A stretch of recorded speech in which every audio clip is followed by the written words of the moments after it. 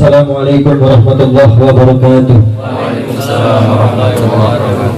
Bismillahirrahmanirrahim. Alhamdulillah ala ma'an'am wa ala matakarram. Allahumma salli wa sallim wa karim ala sayyidina wa habibina wa syafi'ina wa qur'ati a'yunina sayyidul Mustafa ibnu Zamzam wa Safat sayyidul wujud Muhammad ibn Abdullah Rasulullah sallallahu alaihi wa alihi wa sallam wa man ala sinkihil kadam amma ba'd. Alhamdulillah. Rabbi syrah li sadri wa yassir li amri wa hlul 'uqdatam min lisani yafqahu qawli. Amin ya rabbal alamin. Para habaib, para kiai, para asatidz yang selalu dimuliakan Allah, wabil khusus guru kita semua yang sama kita cintai dan kita muliakan, Sayyidina Al-Kiram Al-Habib Agil bin Umar bin Yahya.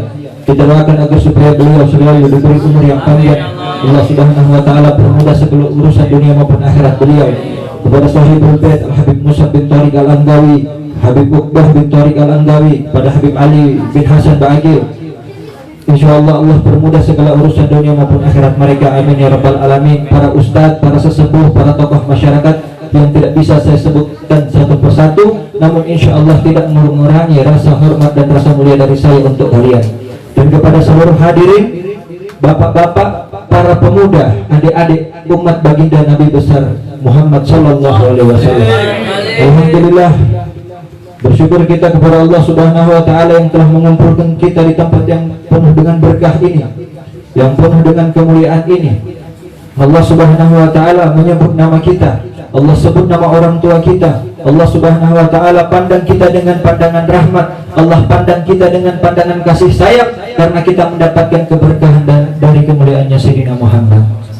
Allah Subhanahu wa taala menyebut nama kita, menyebut nama orang tua kita. Allah Subhanahu wa taala mencatat nama kita di hadapan pintu surganya, Fulan bin Fulan min ahlil jannah, karena kita mendapatkan keberkahan dan kemuliaan dari majelisnya Sayyidina Muhammad.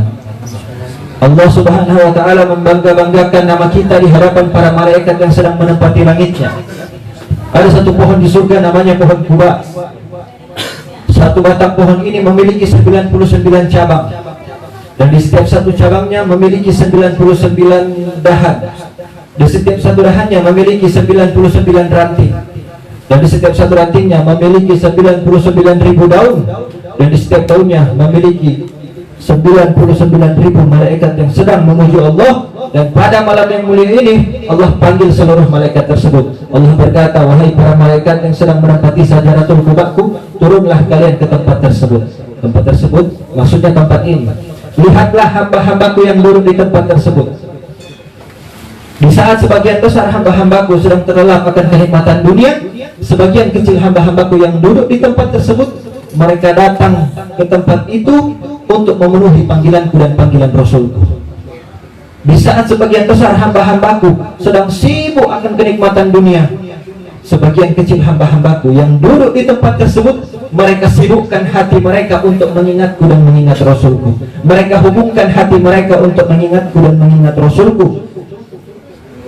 Di saat sebagian besar hamba-hambaku yang sedang asyik berbuat dosa, sebagian kecil hamba-hambaku yang duduk di tempat tersebut, mereka basahi lisan mereka, mereka basahi bibir mereka untuk menyebut asmaku dan menyebut asma Rasulku. Oleh karenanya, wahai para malaikat, turunlah kalian ke tempat tersebut untuk menjadi saksi bahwasanya aku Rabbul Alamin telah memilih mereka semua yang duduk di tempat ini. Aku pilih mereka sebagai hamba-hamba yang kelak nanti akan menempati surga Firdausku. Amin. Hadirin yang dimuliakan Allah, semua itu kita dapatkan semata-mata bukan karena ilmu kita, bukan karena puasa kita, bukan karena sedekah kita, akan tetapi semata-mata karena adanya majelisnya Sayyidina Muhammad Rasulullah sallallahu alaihi wasallam. Sebagaimana dalam hadis Nabi, qala Rasul sallallahu alaihi wasallam li Ibn Mas'ud, ya Ibn Mas'ud, julusuka sa'atan fi majlisi ilmi la tamassu gulaman wa la taktubu harfan khairul laka min ifki alfi rakabah. Wahai Ibn Mas'ud, ketahuilah, dudukmu 1 jam di majelis ilmu, dudukmu cuma sesaat di majelis-majelis ilmu, di majelis tablik, di majelis-majelis zikir, majelis salawat, dudukmu 1 jam cuma sesaat. La tamassu qalaman, walaupun kau tidak memegang pena, engkau tidak memegang pena, engkau tidak memegang buku, cuma duduk saja. wala taktubu harfan, walaupun engkau tidak menulis dari satu huruf, tidak menulis cuma satu huruf, engkau cuma duduk sesaat aja, itu lebih baik bagimu, lebih utama bagimu daripada engkau mensedekahkan, daripada engkau memerdekakan 1000 budak. 1000 budak ini pahalanya yang akan kita dapatkan, satu budak ini jika kita merdekakan satu budak itu pahalanya akan merdeka seluruh anggota tubuh kita, jawareh, seluruh dari ujung rambut sampai ujung kaki merdeka dari api nerakanya Allah. Nah, cuma sesaat, karena sesaat dudukmu di majelis ilmu itu lebih baik bagimu, itu lebih utama bagimu, karena di situ terdapat warisan Nabi Muhammad SAW. Walaupun satu huruf dari majelis ilmu, satu huruf yang kau dapatkan itu lebih bermanfaat, lebih baik, lebih bagus, lebih berguna bagimu untuk kehidupanmu di akhirat nanti. Abu Hurairah radhiyallahu anhu, beliau pergi ke pasar kemudian beliau bilang, "Hai orang-orang yang di pasar, tidakkah kalian pergi ke masjid? Tidakkah kalian pergi ke masjid? Di masjid itu saat ini sedang dibagi-bagikan warisan Nabi." Orang-orang yang ada di pasar ini, mereka tutup toko mereka, yang berdagang dia tutup dagangannya, mereka semua berangkat ke masjid. Mereka pikir yang dibagi-bagikan warisan Nabi ini adalah humya junun, adalah intan berlian, emas, harta-harta dunia. Ternyata ketika mereka sampai di masjid itu tidak ada dibagi-bagikan warisan yang seperti mereka bayangkan. Justru hanya ada orang-orang yang sedang menuntut ilmu. Kembali ini orang-orang yang dari pasar ini kembali sama Abu Hurairah, berkata, "Ya Abu Hurairah, mana katamu sedang dibagi-bagikan warisan Nabi? Di masjid itu cuma ada halaqah ilmu, perkumpulan orang-orang yang sedang menuntut ilmu. Tidak ada dibagi-bagikan warisan Nabi Muhammad." Kata Abu Hurairah, halaqah ilmu, perkumpulan orang-orang yang sedang menuntut ilmu, itulah warisan Nabi Muhammad SAW. Karena begitu pentingnya ilmu, sampai-sampai dikatakan, dari tempatmu menuju ke tempat menuntut ilmu, dari tempatmu menuju ke tempat majelis-majelis ilmu, tetap wajib kau seberangi walaupun dihalangi oleh lautan api, karena begitu pentingnya itu. Oleh karenanya, tanamkan dalam diri kita, kepada anak-anak kita, saudara kita, sahabat-sahabat kita, kerabat-kerabat kita, akan kecintaan kepada Nabi Muhammad. Duduknya mereka di majelis-majelis ilmu ini, duduknya mereka sesaat mereka duduk itu lebih baik. Itu seperti engkau memerdekakan 1000 budak. Kemudian engkau memandang wajahnya orang alim, memandang wajahnya para habaib, memandang wajahnya ustadz, memandang wajahnya para guru-guru, orang-orang yang mengajarkan ilmu, yang membimbingmu ke dalam ke jalan yang diridhoi oleh Allah, orang-orang yang mengajarimu akan ilmu. Itu lebih baik bagimu. Satu pandangan engkau ikhlas, satu pandangan engkau senang, satu pandangan engkau bahagia, itu lebih utama bagimu daripada engkau mensedekahkan 1000 kuda untuk orang-orang yang berjuang di jalan Allah. Engkau pandang wajahnya Habib, engkau pandang wajahnya Ustadz, engkau pandang wajahnya para kiai yang mengajar di majelis-majelis taklim, ustadz-ustadz kita yang ada di sini, ustadz-ustadz kita yang ada di masjid-masjid, di pondok-pondok pesantren. Itu lebih baik bagi kita. Karena apa? Satu pandangan yang ketika engkau senang itu lebih baik bagimu, kata Rasul, daripada engkau mensedekahkan 1000 kuda untuk orang-orang yang berjuang di jalan Allah. Kenapa memandang mereka? Karena mereka itu sering duduk di majelis. Kenapa ada di majelis? Karena di majelis itulah tempat limpahan rahmat, taufik, hidayah, maghfirah dan inayah yang Allah berikan kepada kita. Duduk di majelis, cari majelis yang dimana majelis-majelis tersebut diceritakan tentang manakib-manakib Nabi, diceritakan tentang riwayat hidup Nabi Muhammad, diceritakan semuanya tentang sirah perjalanan Nabi Muhammad. Agar supaya apa? Agar supaya kita mendapatkan pendidikan, agar supaya kita mendapatkan pelajaran yang bisa kita ambil, yaitu pelajaran daripada Nabi Muhammad SAW. Tidak ada sebaik-baiknya pelajaran, tidak ada sebaik-baiknya budi pekerti, tidak ada sebaik-baiknya akhlak, tidak ada sebaik-baiknya adab kecuali ada kepada Nabi Muhammad SAW. Sayyidina Ali bin Abi Thalib karamallahu wajhah, beliau berkata, "Ta'addabtu bi adabin Nabi." Aku beradab dengan adabnya Nabi. Aku beradab dengan adabnya Nabi. Adabnya Sayyidina Ali, beliau ketika dibunuh oleh Ibn Muljam. Ini Ibn Muljam bunuh Sayyidina Ali dengan pisau khanzar, pisau yang melengkung kayak belati. Ditikam beliau, kemudian dipukul kepala beliau. Pada saat detik-detik menjelang sakaratul maut Sayyidina Ali, saat sedang sakarat, para pengikut, para pecinta-pecinta Sayyidina Ali bin Abi Thalib karamallahu wajhah itu mendatangi Sayyidina Ali bin Abi Thalib. Apa kata Sayyidina Ali? Bukan dia tidak menyuruh, jangan kalian bunuh itu, dia tidak menyuruh, kalian bunuh itu Ibn Muljam, kalian tangkap dia, kalian siksa dia. Bukan seperti itu yang diajarkan sama Sayyidina Ali. Kata Sayyidina Ali, kalian tolong jangan siksa Ibn Muljam, jangan kalian bunuh Ibn Muljam. Ambil dia, beri dia jaminan pengamanan sebagaimana kalian beri aku jaminan pengamanan. Layani dia sebagaimana kalian melayaniku, dan berikan dia minum karena dia dalam keadaan haus, dan jangan sekali kalian menyakitinya sebab dia saat ini sedang berada dalam ketakutan. Coba lihat Sayyidina Ali karamallahu wajhah. Akhlak siapa yang dia ikuti? Ialah akhlak Rasulullah sallallahu alaihi wasallam. Putra beliau Sayyidina Hasan diracuni. Beliau tahu siapa yang meracuninya. Saat didatangi oleh adiknya Sayyidina Husain, kata Sayyidina Hasan, wahai Husain adikku, demi Allah aku tidak ridho kepadamu dunia akhirat apabila engkau menghukum siapa orang yang meracuniku. Siapa orang yang meracuniku? Sayyidina Husain dicaci maki oleh pembenci-pembenci Ahlul Baitin Nabi, pembenci-pembenci keluarga Nabi. Saat dicaci maki, kemudian para pecinta Sayyidina Husain bilang, ya Sayyidina Husain, ya Ahlul Baitin Nabi, wahai Ahlul Bait Nabi, kenapa engkau tidak membalas cacian mereka? Engkau sebaik-baiknya keturunan. Apa kata Sayyidina Husain? Ayahku Ali bin Abi Thalib, ibuku Fatimah, kakekku datukku Muhammad ibn Abdullah. Aku tidak pernah diajari bagaimana cara mencaci maki. Aku bingung bagaimana harus membalas cacian mereka. Jadi Sayyidina Husain, putra Sayyidina Husain, Sayyidina Ali Zainal Abidin As-Sajjad, beliau ketika diberikan sakit saat pembantaian keluarga Nabi di Karbala, beliau kemudian setelah itu diselamatkan oleh Allah dan diberikan kesembuhan. Seketika setelah kejadian berlalu, tahun demi tahun berlalu, akhirnya datanglah para pecinta Nabi untuk menuntut balas atas kematian keluarga Nabi, atas pembantaian keluarga Nabi. Apa kata mereka? Ya Ali, laknatlah mereka, bencilah mereka orang-orang yang berkhianat kepada keluarga Nabi. Apa kata Sayyidina Ali bin Ali Zainal Abidin bin Husain? Kata Sayyidina Ali, aku Ali Zainal Abidin As-Sajjad, aku Ali Zainal Abidin, bapakku Husain, pamanku Hasan, ayahku Ali bin Abi Thalib, ibuku Fatimah Zahra, dan datukku Muhammad ibn Abdullah kakekku. Beliau diutus sebagai tukang rahmat, bukan sebagai tukang mencaci maki, bukan sebagai tukang laknat, bukan sebagai tukang caci maki. Maka aku tidak tahu membalasnya. Inilah akhlak yang dibawa oleh keluarga Nabi.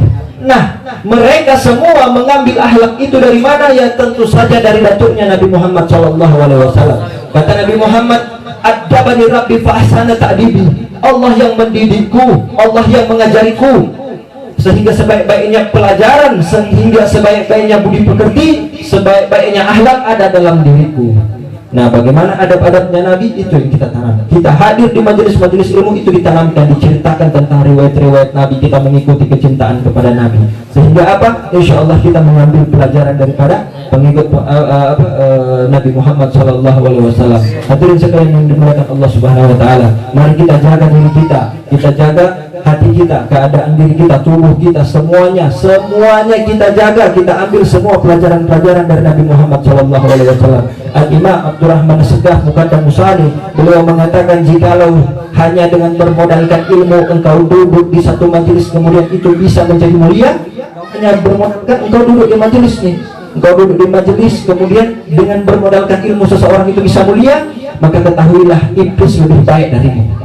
Apa sebabnya? Karena iblis 60.000 tahun lebih dulu sujud kepada Adam.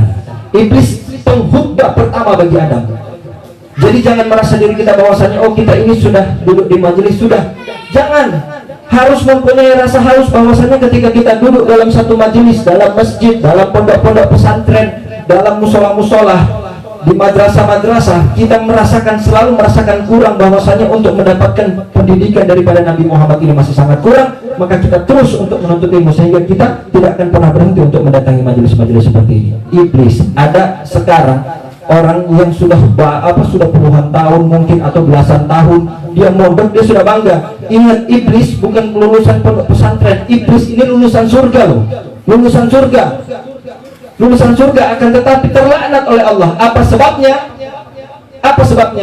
Karena iblis tidak memiliki adab. Karena tidak memiliki adab sehingga menjadikan dia terlaknat. Maka seburuk-buruknya makhluk, seburuk-buruknya makhluk adalah makhluk yang tidak mempunyai adab.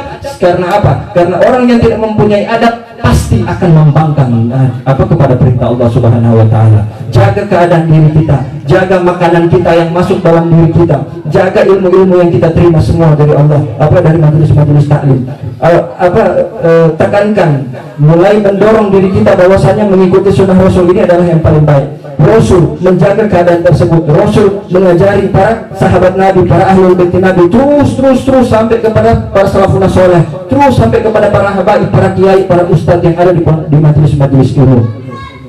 Jaga keadaan kita. Kita memberi pagi, siang, sore, malam kita ini sering melakukan maksiat kepada Allah. Kita takut, tapi kenapa kita tidak mau minta ampun sama Allah? Sering-sering perbanyak istighfar dalam diri kita, hati kita, lisan kita, jaga semuanya. Kita sering mencari makan dari pagi sampai ketemu pagi hanya untuk mencari urusan dunia, tapi memberi makan jasmani dan rohani kita sering lalai, kita sering malas-malasan. Di mana tempat untuk memberi makan jasmani dan rohani kita? Di mana tempat makanan hati? Yaitu ada di majelis-majelis ilmu seperti ini, ada di majelis-majelis salawat seperti ini. Karena apa? Hati 3 hari tidak kena ilmu, hati kata Imam Ghazali 3 hari tidak kau kasih nasihat, hati ini mati.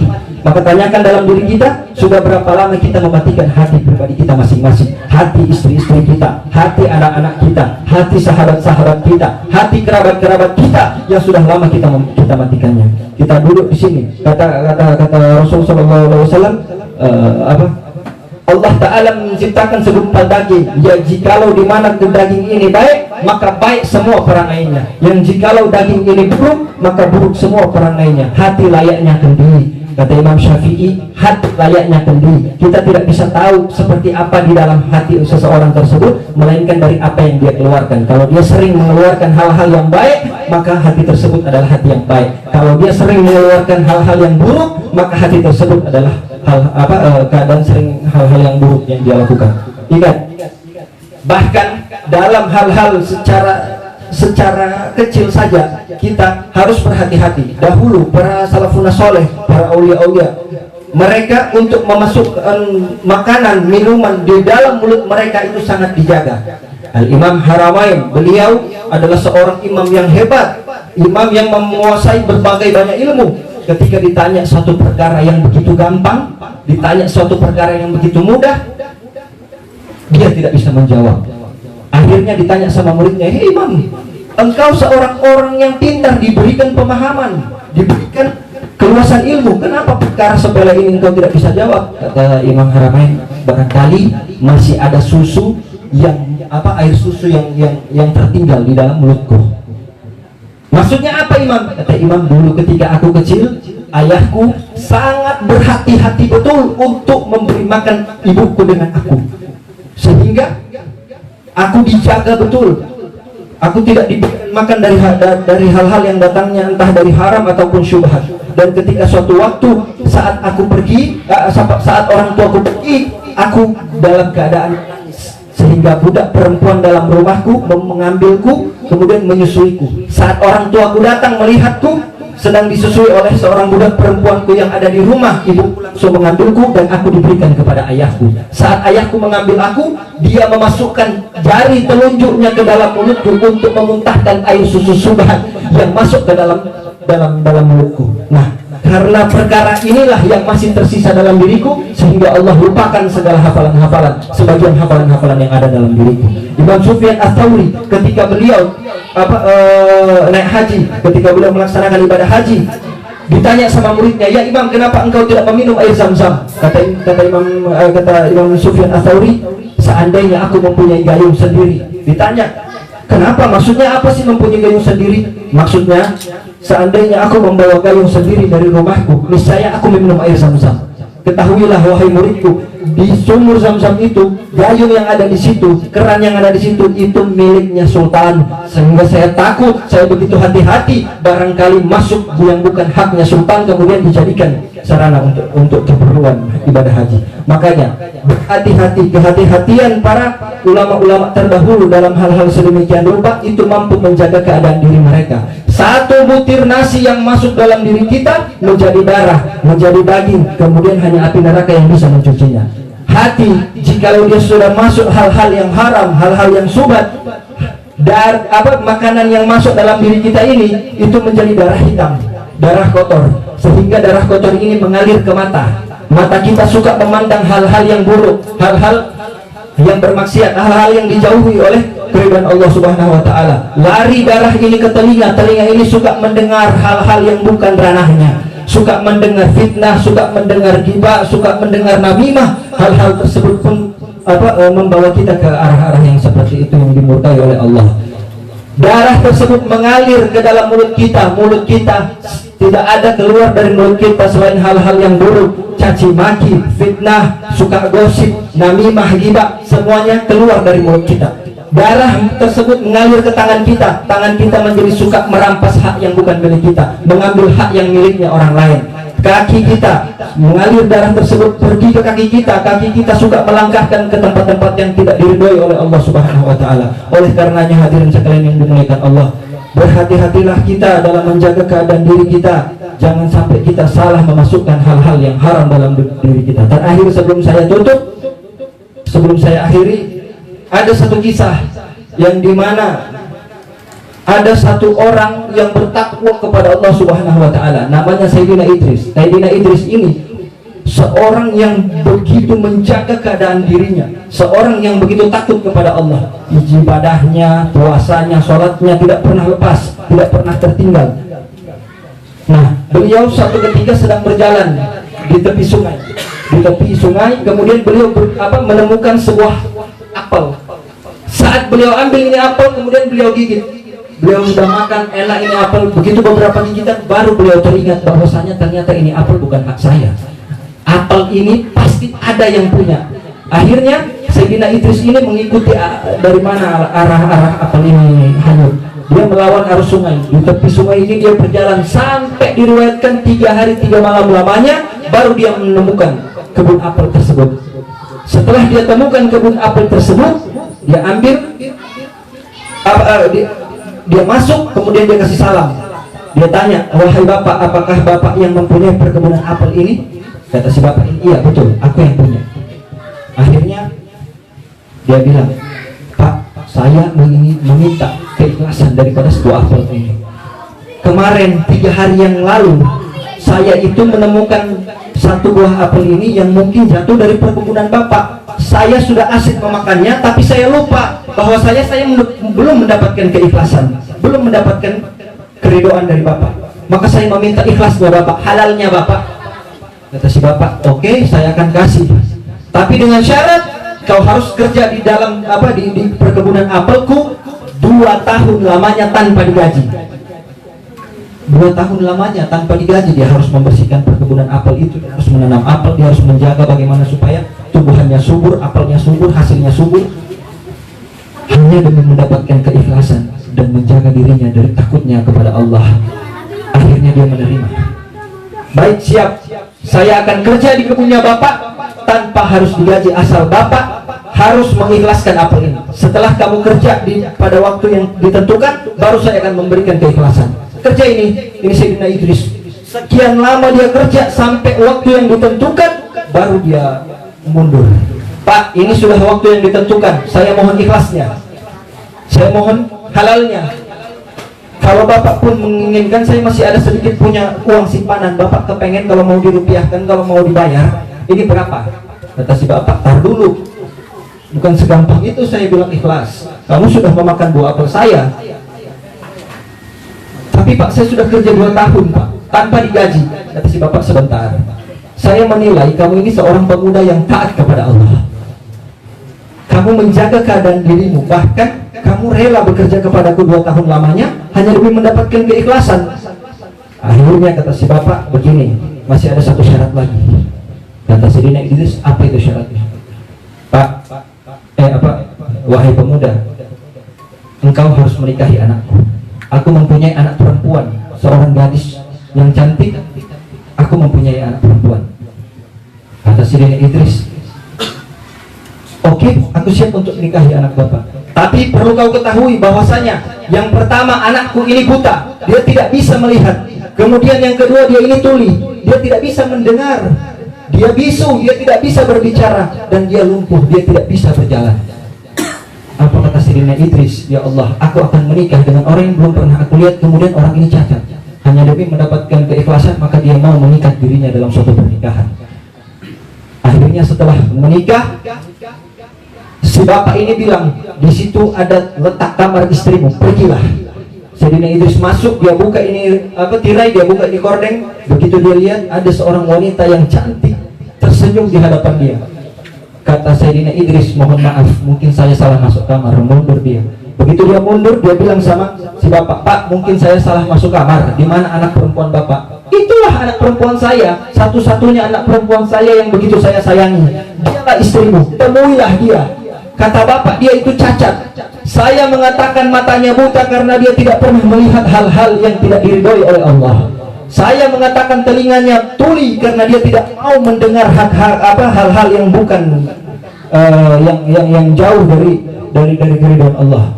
Saya mengatakan mulutnya ini bisu, dia tidak bisa berbicara karena tidak ada yang keluar dari mulutnya melainkan hanya lantunan-lantunan ayat suci kepada Allah. Dan saya mengatakan dia lumpuh karena dia tidak pernah melangkahkan kakinya menuju ke tempat yang tidak diridhoi oleh Allah Subhanahu wa taala. Dialah istrimu. Temuilah dia. Karena pernikahan dari seorang pemuda yang begitu menjaga keadaan dirinya dan seorang wanita yang begitu menjaga ketaatan dia kepada Allah, karena pernikahan keduanya lah melahirkan seorang ulama yang besar yang kita kenal dengan sebutan Imam Syafi'i, yang kita pakai madhabnya paling banyak di seluruh dunia ini. Imam Syafi'i saking pintarnya beliau, ketika beliau keluar dari rumah disuruh sama ibunya atau beliau mau pergi kemana ke tempat majelis taklim, beliau tutup telinganya. Karena apa? Karena beliau takut. Aku takut ketika aku keluar, aku mendengar suara orang-orang yang sedang berbicara. Aku takut ketika aku dengar, aku menjadi hafal apa yang mereka bicarakan. Saking pintarnya Imam Syafi'i. Oleh karenanya hadirin sekalian yang dimuliakan Allah Subhanahu wa taala, tanamkan diri kita untuk semakin cinta kepada Nabi Muhammad SAW, dan semoga insya Allah makin istiqomah kita dengan majelis-majelis seperti ini. Apalagi kemarin alhamdulillah saya pas ketika datang ke sini dengan teman-teman, saya tanya, Habib, antum bikin acara di sini? Perasaan acara nanti tanggal 4 deh, kata Habib Mus'ab. Oh ini ada rutinan apa? Rutinan bapak di sini, RT sini, apa rutinannya? Baca Ratibul Haddad. Ya Allah, Masya Allah, betul ini Ratibul Haddad. Ratibul Haddad pengarangnya seorang imam, seorang wali besar, seorang hebat, Sayyidinal Qutub Al-Habib Abdullah bin Ali Al-Haddad. Ketika menciptakan ini syair, ini wirid Ratibul Haddad, ketika beliau tulis, beliau kan dalam keadaan buta. Begitu beliau sedang menulis ini wirid ini, setelah selesai dia tulis, dia gulung. Apa dia munajat kepada Allah? Ya Allah, kalau seandainya ratibku, wiridku, syairku ini tidak bermanfaat bagi umat, maka jangan kembalikan ratib ini ke dalam tanganku, ke dalam genggamanku. Dituntun Habib Abdullah ke tepi sungai, ke tepi pantai, kemudian dibuang ini surat. Saat beliau kembali dengan muridnya, baru buka ini pintu kamar ini, dicek sama muridnya. Ya Imam, ini ratib yang kau buang tadi loh, udah ada di sini. Terlihat masih separuh basah, separuhnya kering. Dipegang begini masih ada pasirnya. Saat dicoba dirasai, ternyata masih terasa garam. Allah ridho atas wirid tersebut. Bahkan ketika kita terjadi perang konflik isu sara di sana di daerah Indonesia Timur, yang kita bacakan, yang kita pakai untuk melawan hal-hal yang tidak diridhoi oleh Allah ialah Ratibul Haddad. Manfaatnya Ratibul Haddad ketika kita baca di sini, 40 rumah ke depan aman, 40 rumah ke belakang aman, 40 rumah ke kanan aman, 40 rumah ke kiri aman. Allah tuh perintahkan malaikatnya, Allah perintahkan malaikatnya, barang siapa yang membacakan wirid-wirid, zikir-zikir kekasihku, maka turunlah kalian ke tempat tersebut dan berikan rahmat yang sebanyak mereka suka. Oleh karenanya hadirin sekalian yang dimuliakan Allah, jangan berhenti dari majelis-majelis seperti ini, jangan berhenti dari untuk hadir di majelis-majelis yang hadirnya para habaib, para kiai, para ustadz. Semoga kita semua akan dikumpulkan dengan Nabi Muhammad SAW. Datang dari rumah kita masing-masing menuju ke tempat ini, Allah gugurkan semua dosa-dosa kita. Pulangnya kita dari tempat ini menuju ke rumah kita masing-masing, Allah gugurkan dosa-dosa orang tua kita yang sudah lalu. Dan semoga pulang dari tempat ini semua hajat-hajat kita dikabulkan oleh Allah Subhanahu wa taala. Demikian apa yang Al-Fakir bisa sampaikan. Saya mohon maaf kurang dan lebihnya. Saya mohon maaf. Wassalamualaikum warahmatullahi wabarakatuh.